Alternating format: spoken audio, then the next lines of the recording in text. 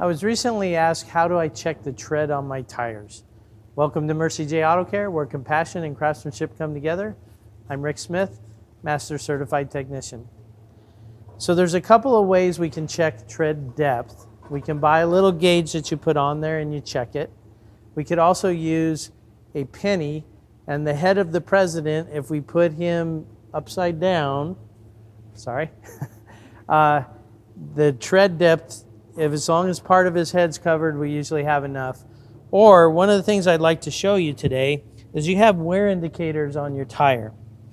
So hopefully you can see it in this video, but we have our tread and we have these little knobs in between the treads. And this tire is actually getting pretty worn. It's pretty close to that wear indicator, if you can see it between my two fingers right there.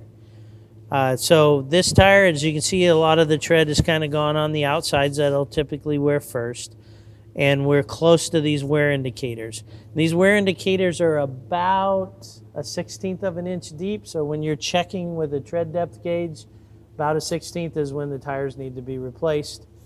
Beyond that, you have enough. And when you check it, you probably want to check it at the most worn spot, so you know that that's where you have the least amount of tread. So I hope this has been informational for you. And until next time, safe travels and blessings to you.